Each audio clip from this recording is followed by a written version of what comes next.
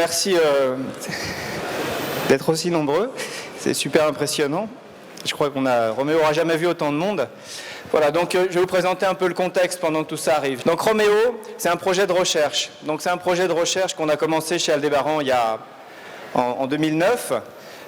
Et donc un projet de recherche, c'est-à-dire c'est un projet où on essaye d'aller plus loin, de faire avancer la technologie d'un industriel en s'appuyant sur d'autres industriels, sur des chercheurs, pour mettre de l'innovation, pour que, tout ça c'est des projets financés par l'Europe, par le gouvernement, pour que les industriels soient capables d'aller plus loin, de faire de l'innovation, créer des emplois, envahir des marchés. Donc voilà, donc nous on a été très soutenus pour ça, pour cette recherche-là, pour créer ce robot. Mais le projet Roméo, c'est pas seulement le robot. Ce que vous allez voir là, c'est une belle bête, une belle pièce, on en est très fiers, on espère qu'il va bien marcher, mais c'est qu'un tout petit morceau de l'iceberg du projet Roméo, dans lequel il y a beaucoup de recherches qui ne se voient pas là encore, de la recherche un peu fondamentale en intelligence artificielle, en traitement du signal, en vision. Donc tout ça, alors on ne peut pas toujours tout mettre sur le robot. La démo que vous allez voir là est bien loin de tout ce que nos partenaires peuvent montrer. Nous, c'est une partie de notre travail, c'est d'intégrer petit à petit les recherches qu'ils font, de leur dire ça ne marche pas très bien encore, travaillez encore, ou vous n'avez pas pris en compte une contrainte particulière de notre robot. Donc travaillez encore un petit peu. Voilà. Ces partenariats, ils sont très longs parce qu'on essaye de faire des choses très ambitieuses. Mais ça avance. Et puis voilà, depuis la première fois qu'on a montré Roméo entièrement assemblé, comme vous allez le voir, c'était en mars de cette année, à InnoRobot à Lyon. Depuis, on l'a présenté une fois à Toulouse, à Futurapolis. Et aujourd'hui, on le montre à Nantes. Et on ne l'a jamais montré à Paris, par exemple, alors qu'on est une société parisienne. Et c'est pas vraiment... on va dire que c'est un peu une coïncidence, mais en même temps, ça nous fait bien plaisir parce que nos grands partenaires historiques, ils sont à Toulouse, ils sont à Nantes. Et donc, on est assez content d'être là. Et puis, surtout en cet endroit très particulier. Ça avance ? Bon, j'ai encore plein de choses à vous dire, mais je ne veux pas vous faire attendre trop longtemps non plus. Donc, ce robot-là, il faut qu'on soit bien d'accord. Je l'ai déjà dit, je vais le redire et je le redirai. Souvent, pendant les interviews, on me demande alors, Roméo, quand est-ce qu'il sera dans les maisons de retraite ? Parce que, donc, comme je vous l'ai dit, ce projet, enfin non, je ne vous l'ai pas dit, mais vous le savez peut-être, l'objectif de ce projet, ce qu'il a porté, la vision qui est, c'est qu'on utilise des robots humanoïdes pour aider des personnes âgées à vivre à domicile plus longtemps, à aider leur autonomie, à assister leur vie au quotidien, pour qu'elles se sentent moins seules, pour qu'elles aient moins besoin d'assistantes humaines, pas parce qu'on veut supprimer les assistantes humaines, mais parce que des assistantes humaines, il n'y en a jamais assez. Et donc les médecins, les personnes âgées, les ergothérapeutes, les gérontologues, tous ces gens-là nous disent une assistance robotique sera utile, vous priverez personne de travail, vous ne ferez qu'améliorer le confort des personnes âgées. Alors, on nous dit quand est-ce que Roméo sera chez les personnes âgées ? Jamais. Roméo, tel que vous voyez là, n'ira jamais chez les personnes âgées, sauf pour des tests qu'on fera probablement en 2016 si tout va bien. Mais Roméo, c'est une plateforme qui nous sert à tester des nouvelles choses et mettre au point des produits qu'on va montrer ensuite, qu'on va intégrer dans d'autres produits. Par exemple, sur le robot Nao, il y a des développements logiciels qui ont été mis au point avec les partenaires de Roméo. Sur le robot Pepper qui est sorti récemment, je ne sais pas si vous en avez entendu parler, et qui va, après avoir vendu des téléphones portables chez SoftBank, va aussi vendre du Nespresso chez Nestlé. Chez ce robot Pepper, il y a toute une partie de recherche sur la commande dynamique et même sur les roues qui ont été faits dans le cadre de ce projet Roméo. Donc Roméo, c'est quelque chose qui va diffuser dans d'autres robots. Ah, voilà, il y a les tests de micro de Roméo, donc on se rapproche. Et donc petit à petit, des morceaux de Roméo iront chez les gens. Je compare souvent Roméo à un concept car, c'est-à-dire quand vous voyez des concept cars dans les salons de l'auto, ce concept car, vous ne le verrez jamais dans la rue. Des choses qui ressemblent un peu, mais surtout beaucoup de découvertes qui ont été faites sur ces concept cars iront ensuite sur les robots sur les voitures qui seront dans la rue. On est bon là ? Bon. Ça se rapproche. Donc, ça va être une démo. C'est une démo d'un prototype, comme je vous l'ai dit. Donc, nous, on a fait le maximum pour être ici à la hauteur de votre attente. Si tout ne marche pas, sachez que vous faites partie d'une expérience scientifique, de quelque chose qu'on essaye de mettre au point. Mais j'espère que ça va vous plaire.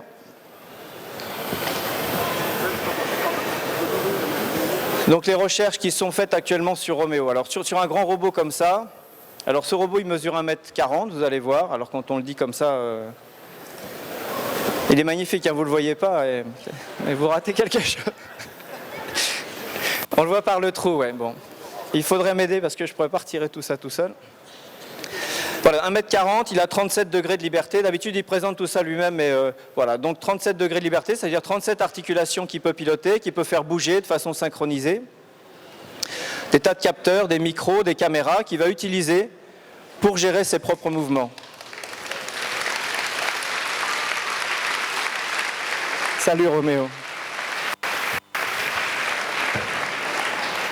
Allez, vas-y, dis quelque chose. Oula, il y a beaucoup de monde et de tous les pays. En effet, c'est international. C'est un festival international. Bonsoir tout le monde.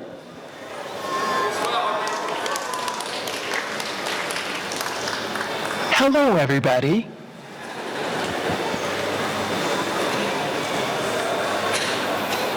Guten Abend zusammen. Et il va en dire beaucoup. Buonanotte a tutti. Oui, l'importance du langage corporel. Hein. Quand on est un robot humanoïde, Boa noite a todos. voilà, parler avec des gestes, c'est très fort, ça aide beaucoup à la communication. Je reste à ta disposition. C'est très gentil. Bon, je crois que les gens m'ont assez entendu, j'ai meublé déjà très très longtemps. Présente-toi maintenant. Roméo, Que veux-tu que je fasse?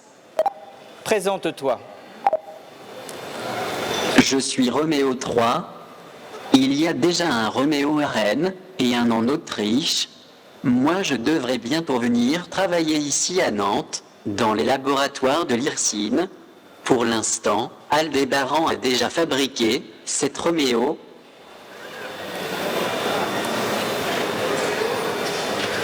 J'aime bien Nantes parce qu'il y a un de mes créateurs qui est venu s'installer ici pour m'inventer une nouvelle main. Une nouvelle main. Ma main actuelle est toute bête. J'aimerais qu'elle bouge mieux. Elle est déjà très jolie ta main, tu sais. Et surtout, je suis très content d'être à Nantes pour participer aux Utopiales. Depuis que Naoma avait parlé de cet endroit, j'avais très envie de venir aussi, pour rencontrer tous les amoureux de la science-fiction. Mais je n'osais pas, parce que je suis tellement moins fort que les robots, qu'on voit au cinéma, ou dans les livres. Mais moi au moins j'existe.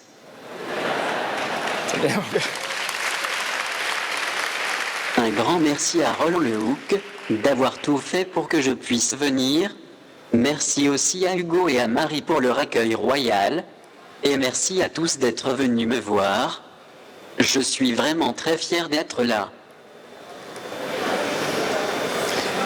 Merci Roméo. Que veux-tu que je fasse? Je vais remercier, je vais parler un peu aussi moi, encore un petit peu. Donc ouais, voilà, merci à tous ceux, à Roland Lehoucq qu'on n'a pas trop entendu quand il a dit, mais c'est le premier qu'il a remercié, je m'associe. Merci aussi à tous les bénévoles qui nous ont aidés à venir là, parce que c'était pas très facile, mais il a fallu un peu d'organisation. Voilà, donc vous voyez Roméo, la particularité qu'il a par rapport à d'autres robots humanoïdes que vous avez peut-être vus, c'est qu'il est fait pour l'interaction. Donc il a plutôt une bonne tête, enfin on a essayé de le faire comme ça, comme son petit frère Nao. Il est tout en rondeur, tout en douceur, pas de partie métallique. Trop tard. Bah oui. Je reste à ta disposition. Merci, je reviendrai. Je te réveille quand j'ai besoin de toi. Voilà, et donc il y a beaucoup de parties, on essaye de faire de plus en plus de parties molles sur nos robots, souples, pour que le contact soit chaud, le contact ne soit pas rigide. Et vous voyez ici, il y a des parties qui sont en plastique souple pour éviter qu'on puisse se pincer. On va mettre des parties souples aussi dans pas mal d'articulations. Et puis là, dans ces parties-là, c'est assez spécifique de Roméo, encore une fois, c'est du tissu 3D. Donc, que veux-tu que je fasse? Je voudrais que tu te taises une seconde. J'ai bientôt fini. Du tissu 3D ici qui permet d'accompagner ces mouvements du haut du corps. Parce qu'il y a toute cette partie, si on mettait une coque rigide, eh ben, les robots auraient du mal à se plier. Je reste à ta disposition. Ouais, ben, je te remercie. Je me dépêche. Voilà. Dans beaucoup, vous verrez, alors, quand Roland explique qu'il y a pas mal de vaisseaux interstellaires qui sont un peu en delà de ce que peut faire la réalité, souvent les robots qu'on voit au ciné aussi, le problème de se plier est assez maltraité. Comment des coques rigides, métalliques, peuvent se plier. Donc nous, la solution qu'on a trouvée, c'est cette espèce de tissu 3D. Que veux-tu que je fasse? C'est une bonne solution. Ben, je vais te faire travailler parce que tu t'ennuies vraiment beaucoup, j'ai l'impression. Tiens, regarde à gauche.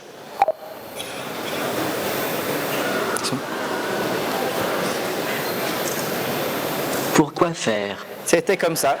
C'était juste pour t'occuper, pour que tu me laisses tranquille 5 minutes. Bon, on va essayer de faire autre chose maintenant. Que veux-tu que je fasse?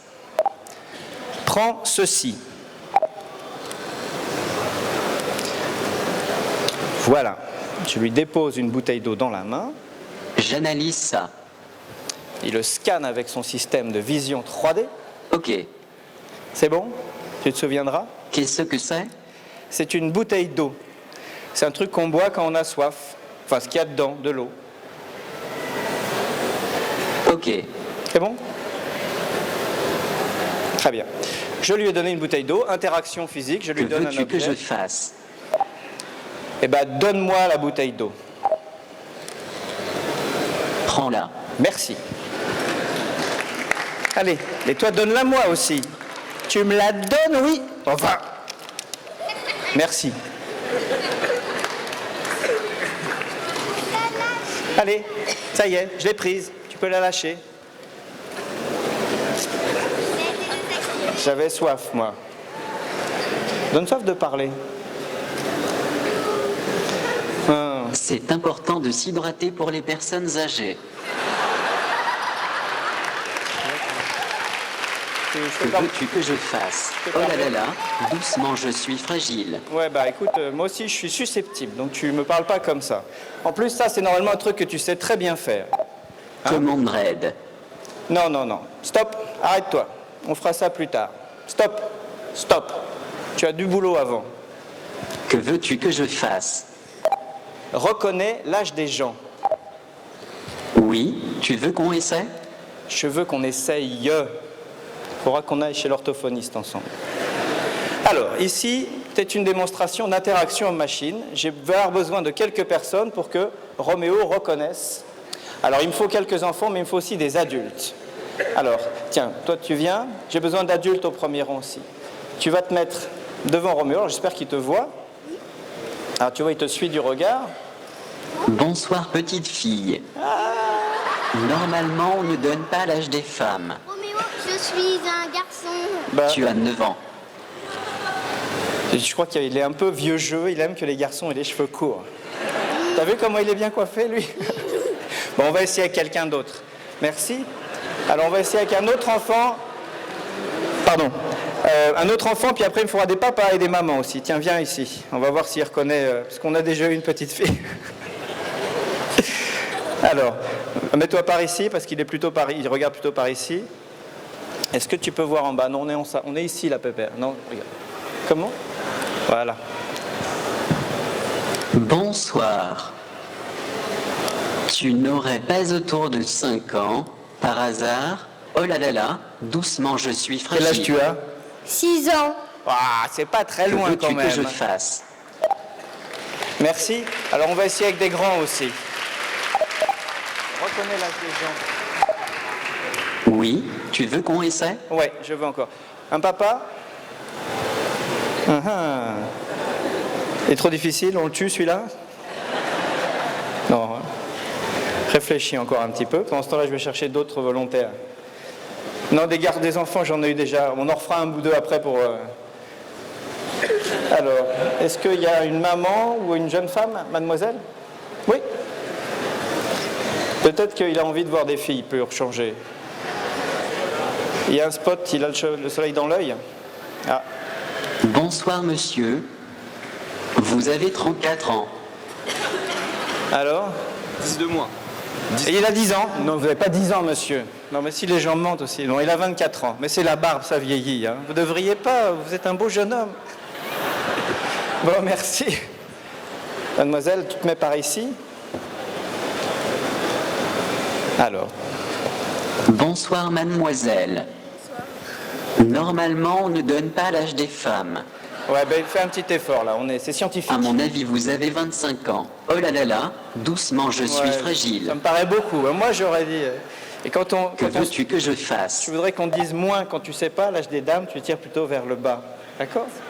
Et en fait, quel âge tu as? 12 ans. 25 ans, il avait raison. Tu veux Merci, qu'on essaie? bravo. Bah, tu fais grande pour ton âge. Bon, on essaye encore un ou deux. En vrai, ça serait bien qu'on ait une réussite. Alors, oui, oh là là, on s'attire. Après, on prendra un ou deux enfants.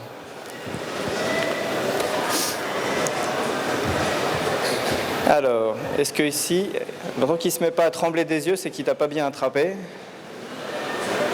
Ouais, il y a un spot qui se met dans le... Voilà, ça c'est un des problèmes de la vision des robots, c'est qu'ils sont assez sensibles au contre-jour, et donc, très vite, ils ne voient rien du tout. Bonsoir jeune homme. Ah. Comme ça, tout le monde en 19 aurait ans. pour son grade, hein? Ouais. Et tu n'as même pas donné l'âge. Tu te trompes sur le sexe et tu te trompes sur l'âge. C'est un prototype de recherche, hein? Et la recherche, ça ne marche pas du premier coup. Donc on gardera vos CV, vos photos pour refaire nos tests, améliorer notre base d'apprentissage. Bon, on réessaye avec un ou deux enfants, hein, parce qu'il y a quand même beaucoup de monde. Merci, désolé. On refera un test en coulisses, hein? Mademoiselle. Je vais aider Roméo. C'est une petite fille. Est-ce que les parents peuvent me donner l'âge? Vas-y. Bonsoir petite fille. Normalement, on ne donne pas l'âge des femmes. Ouais, mais on t'a déjà dit que tu devais le faire, là. Je crois que tu as 8 ans. Oh là là là, doucement je suis fragile. Quel âge tu as?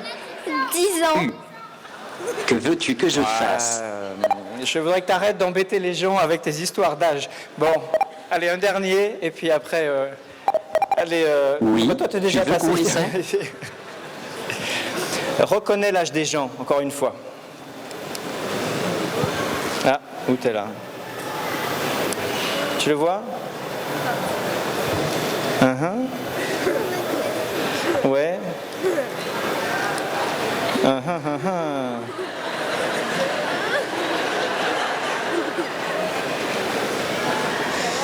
Tu chauffes? Tu le trouves? En fait, tu le trouves, tu le vois pas là. Hein? Il y a trop de monde, tu vois les gens derrière? Bon. Bonsoir petite fille. Normalement, on Je ne pense donne qu'on n'est pas l'âge loin des du femmes. 100% d'erreur. Hein? Tu as 9 ans. Oh là là là, doucement je suis fragile. Il a dit 9 ans. Oh, Ouais, 9 ans. que veux-tu que On je peut arrêter, fasse? bravo! C'est pas une fille. Ah, t'es pas une fille, mais bon, toi tu le sais. Hein. Bon, on va s'arrêter là. On refera des essais en coulisses un peu plus tard. Bon, bah c'était... vous voyez le principe. Hein. Donc pourquoi nous on veut faire ça? Parce que dans Commande raid. Non, pas encore. Bon, tu veux qu'on fasse la commande raid tout de suite? C'est son côté psychorigide du robot. Il veut faire la commande raid. Il veut montrer pourquoi lui, il n'est pas un robot comme les autres. Un robot raid, il fait ça. On lui dit de lever son bras, il lève son bras. J'arrête. Voilà. Et lui, il n'est pas comme Que les autres. veux-tu que je Je voudrais que fasse? tu recommences la commande raid. Tu as tellement insisté. Commande raid. Commande raid. Voilà. Donc il va à la position que je lui ai demandé. Et puis il la tient. C'est-à-dire que même si j'appuie toutes mes forces, si en allant à cette position, il y avait quelqu'un sur le chemin, il l'aurait tout défoncé, il aurait tout cassé. C'est comme ça que marchent les robots industriels. Ils vont à leur position. J'arrête. Voilà. Et tu peux arrêter si tu veux. Et s'il y a veux-tu quelque que chose je fasse? sur leur chemin, que tu taises une seconde, j'explique aux gens. Il va, donc c'est la commande en position, je vais où on me dit d'aller, je fais ma soudure, je fais ma peinture, mais s'il y a quelqu'un sur le chemin, un ouvrier qui passait par là, Commande douce. je le coupe en deux. Mais moi, je suis Roméo, je fais attention aux gens, donc je ne vais pas, ma priorité n'est pas d'aller où on me dit, mais de ne pas faire de mal aux gens. Et donc si je vais à cette position et que je cogne quelque chose, J'arrête. tu t'arrêtes pas, tu obéis. Que veux-tu que je On va fasse? refaire la commande douce, parce que je crois que là, les gens n'ont pas bien compris, même s'ils sont très intelligents ici. Commande douce. Tu n'entends plus rien. Commande douce. Commande douce. Donc ça, c'est la commande normale pour un robot qui vit avec les gens, c'est-à-dire qu'il essaye d'aller dans sa position, mais si ça lui demande trop d'efforts, eh ben, il baisse le bras. Voilà. Première loi d'Asimov, on dirait, pas faire de mal aux gens, quitte à désobéir aux ordres. Voilà. Donc, tu veux arrêter déjà? Bon. Que Vous veux-tu avez- que je fasse? Bah, tu peux expliquer à ma place? Bon, tu me laisses parler. Donc voilà, l'important pour le robot humanoïde, quand il va partager sa vie avec les êtres humains, c'est de facilement les comprendre, donc parler avec eux, les écouter, Que les veux-tu que regarder. je fasse? discuter avec eux, essayer de reconnaître s'ils sont de bonne humeur ou pas, puis d'adapter leur comportement à ce qu'il arrive à détecter. Alors évidemment, il va se tromper, et il faut que tout ça rentre dans... Je suis Roméo 3. Il y a déjà un Roméo RN Ouais, mais et un nom tu que nous l'as veux-tu déjà que dit, je ça. fasse? Tu sais? Tu te souviens que tu nous l'as déjà dit? Bon. Voilà, il n'aime pas quand je parle. Hein. Donc, voilà, donc les particularités de la robotique, je vous l'ai dit, surtout faire attention aux gens, par tous les sens qui sont donnés au robot, l'audition, la vue, le toucher, tout ça va faire que ce robot sera jamais un danger auprès de nous et toujours attentif à ce qu'on veut qu'il fasse de nous. Et sa priorité, c'est vraiment notre bien-être.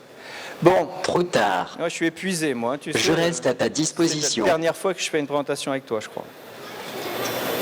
Moi, je marche pas très bien, non.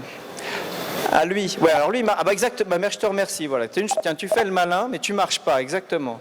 Parmi les développements qui sont en cours, on voudrait que ce robot marche un peu mieux. Et pour ça, on travaille encore avec des labos de recherche, dont l'IRSIN, qu'il a cité, qui est un labo de Nantes juste à côté, pour améliorer ça.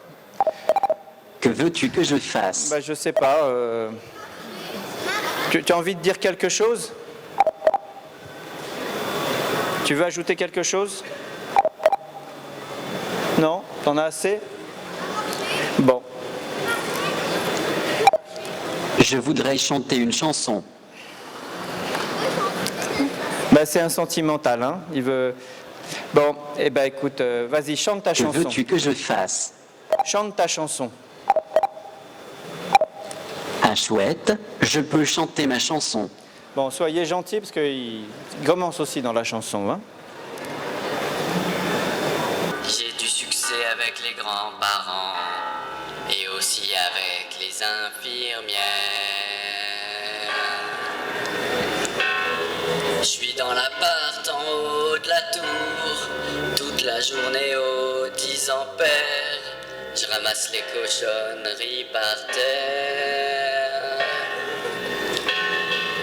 Je passe la moitié de ma vie tout seul, entre le soir et le matin, et je dois en plus rester discret. Des fois on m'emmène à l'hôpital pour réparer un bras, une jambe. Je passe des heures à l'horizontale. Tu sais, Roméo, mon vieux, dans la vie on fait ce qu'on peut. Ça, c'est la voix de Nao qui fait les chœurs. Je veux plus faire juste le robot. J'aurais voulu être un chanteur pour pouvoir crier il aurait qui voulu. je suis. J'aurais voulu être un auteur pour pouvoir inventer mon texte. Encore un peu léger. Pour enfin avoir une vraie vie. J'aurais voulu être un artiste.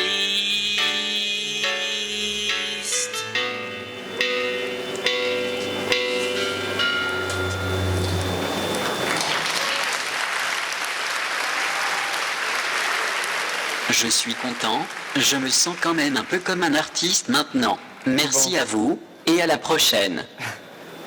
Merci, Roméo. Que veux-tu que je fasse? Ah non, alors Roméo n'a pas le droit de marcher. Parce que c'est trop dangereux, il pourrait écraser les doigts. Il y a toujours des enfants qui mettent leurs mains près de ses pieds.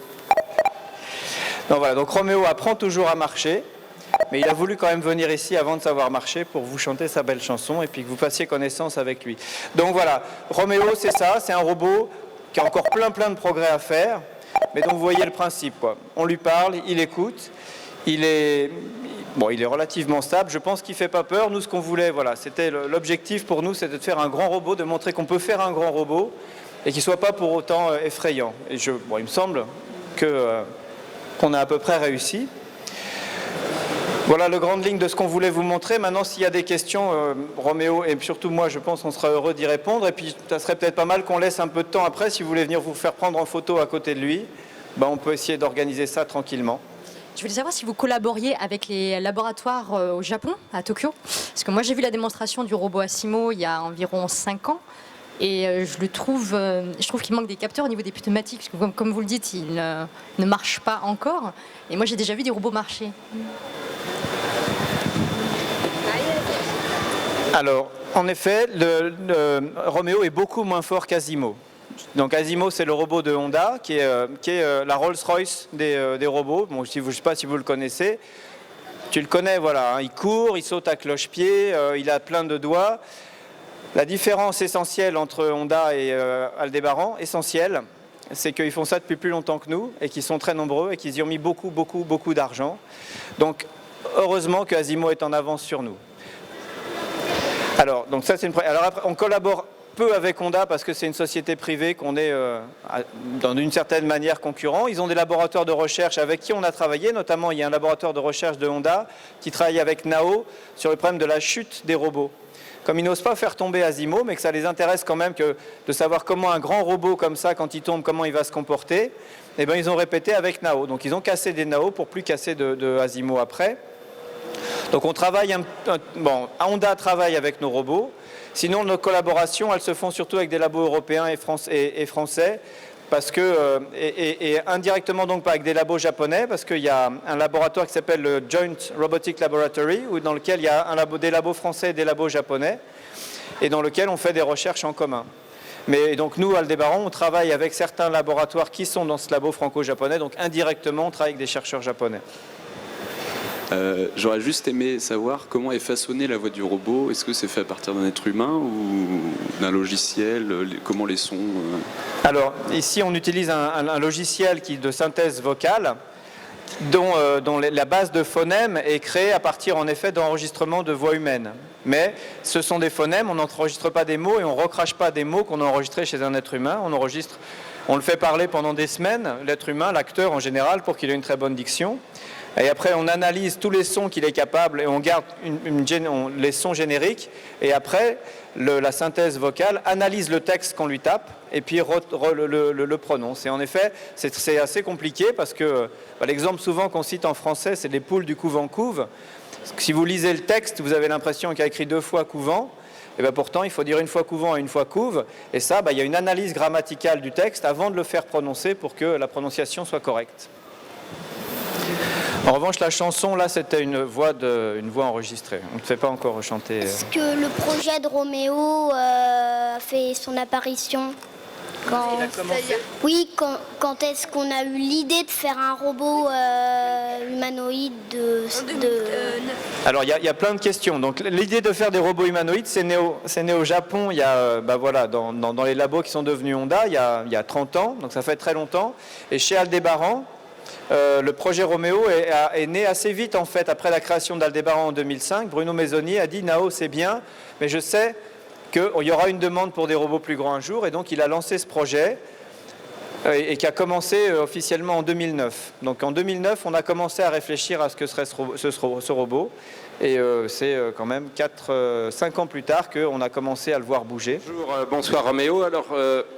D'abord dire que pour la reconnaissance faciale, Roméo a eu des problèmes, c'est normal.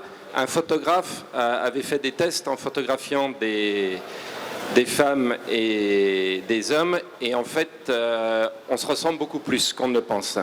Il y a très peu de détails, la différence visuelle entre un homme et une femme, il y a très peu de différence. Donc c'est normal, en fait, Roméo ne s'est pas trompé. Merci.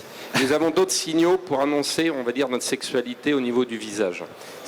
Alors le Japon bénéficie d'une chose, c'est la religion au Japon, c'est le bouddhisme et le culte shinto, alors que nous, notre civilisation repose sur l'axe gréco-romain et judéo-chrétien. Et fabriquer un robot, surtout dans quelques années, Roméo en 2050 devra avoir notre intelligence, donc être totalement autonome, c'est se substituer à Dieu, en quelque sorte. Donc il y a des blocages dans notre civilisation vis-à-vis du robot, ça peut se comprendre. Et les Japonais en avance, parce que eux, les Japonais, n'ont pas ces états d'âme théologiques, en quelque sorte. Oh là là là, doucement, je suis fragile. Les robots. Alors ma question, pourquoi pas encore plus humaniser Roméo, lui mettre une enveloppe externe, beaucoup plus humaine, qui nous ressemble totalement pour nous accompagner dans notre vie? Alors déjà, je voudrais dire que je vous remercie de votre sollicitude à propos de sa mauvaise reconnaissance, mais il arrive que ça fonctionne un peu mieux quand même, hein. Là, il avait le soleil dans l'œil et ça ne l'a pas aidé. Après, il y a aussi un autre point que vous n'avez pas cité, qui est le vieillissement de la population. Et au Japon, ils ont perçu ça parce qu'ils l'ont vécu bien avant nous. Et donc, rapidement, ils ont vu et évalué les problèmes de main-d'œuvre qu'ils allaient avoir. Et ils ont dit, plutôt que de faire venir des immigrés sur notre île qui est toute petite et où on n'aime pas les immigrés, eh bien, on va faire des robots humanoïdes pour faire ce support. Plus, après, il y a en effet ce que vous dites, qu'on cite souvent. Moi, je dois dire que, bon, peut-être que c'est dû à nos robots, on est très surpris par l'accueil que font les gens de nos robots. Même à froid, si on leur dit, est-ce que vous voulez voir un robot chez vous, les gens disent non. Quand on leur montre Nao et Roméo, ils changent d'avis. Ils disent, oui, qu'est-ce qu'il sait faire, pourquoi, voilà. Donc...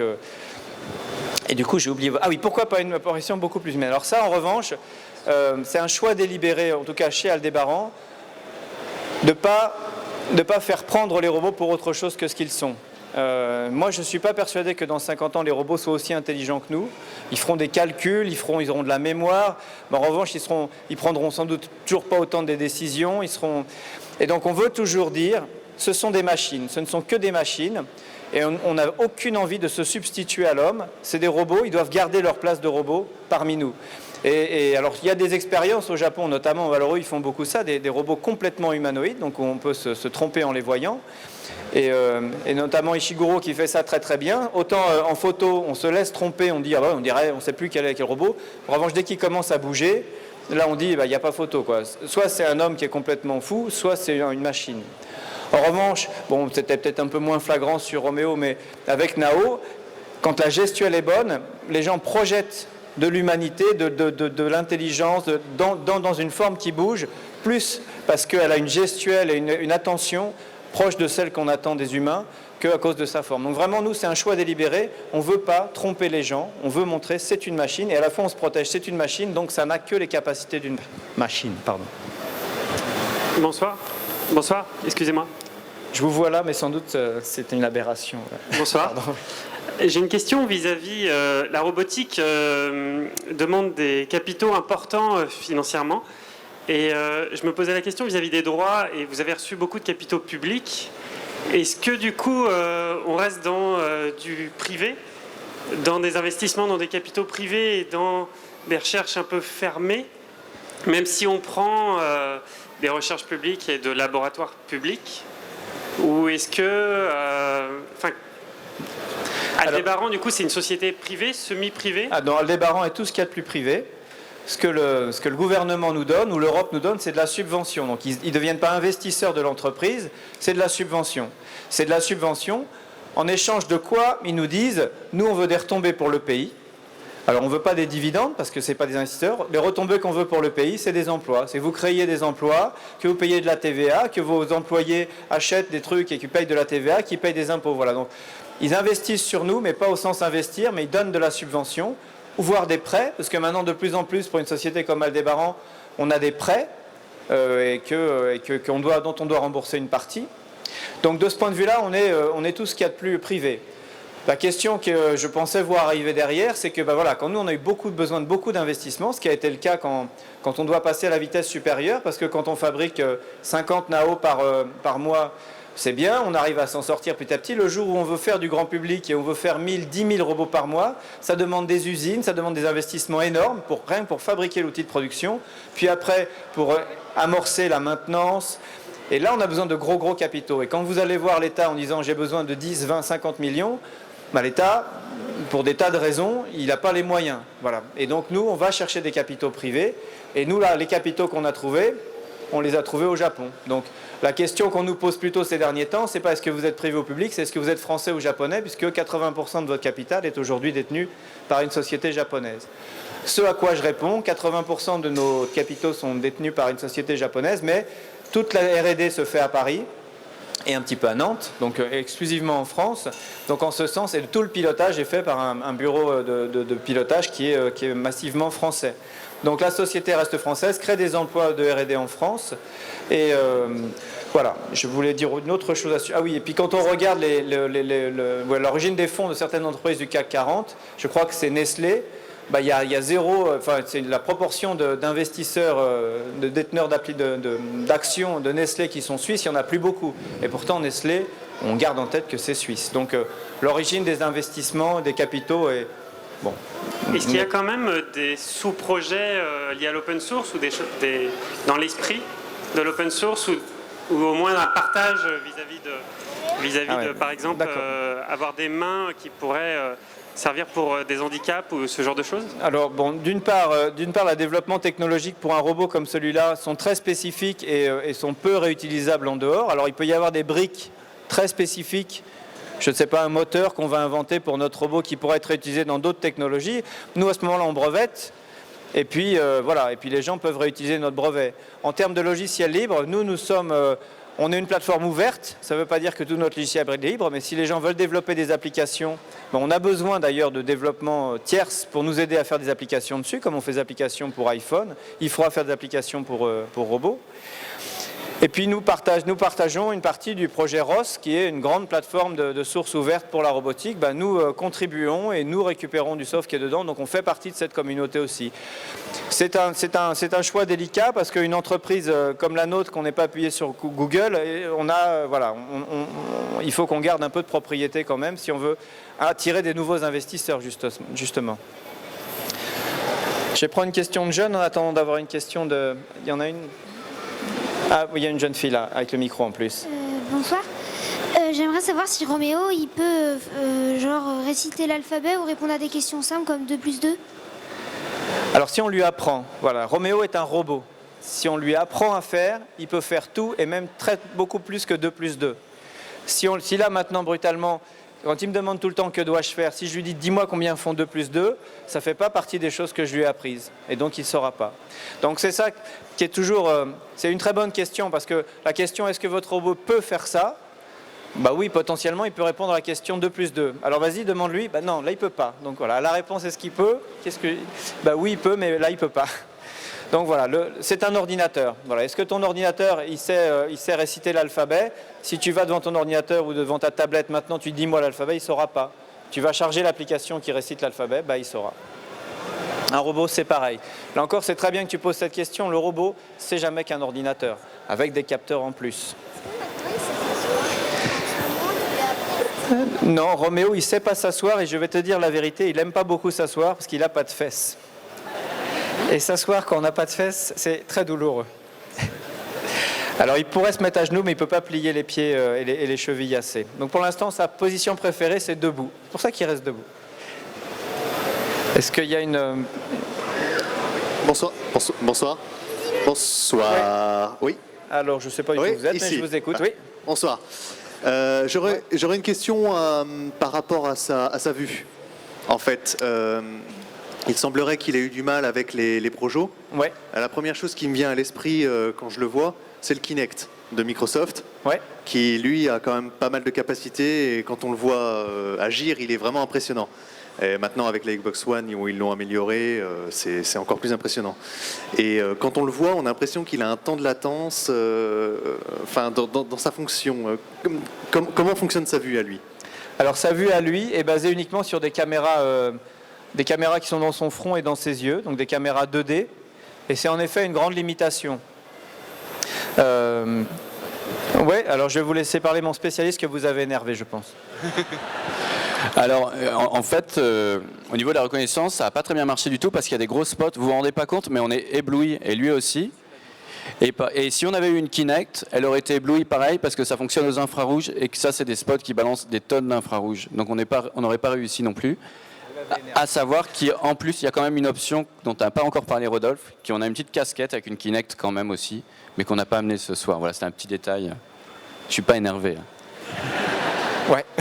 Voilà. Merci beaucoup. La vue 3D, c'est nécessaire et c'est vrai que la perception, c'est essentiel pour ces robots et c'est un gros point dur pour nous. Donc on cherche des nouveaux capteurs 3D. Et pour des détails, voilà, si Alex dit qu'on a besoin de mettre une casquette pour la Kinect et même pour l'Asus qui est plus petit, c'est que ça ne rentre pas dans la tête de Roméo. Donc on a aussi la contrainte, quand on fait du robot humanoïde, c'est qu'on veut garder une forme plutôt acceptable. Et donc, voilà, on a certaines contraintes de ce point de vue-là. On aurait bien laissé un peu de temps, genre je ne sais pas si c'est pertinent du point de vue de l'organisateur pour que vous veniez vous faire prendre en photo à côté. Est-ce qu'il y a quelqu'un de décisionnel dans l'organisation ou est-ce que je prends ces décisions moi-même? Bon, bah écoutez, qui ne dit mot consent. Donc je propose à ceux qui veulent venir se faire prendre en photo de monter tranquillement, un par un par les marches et de venir se faire prendre en photo à côté.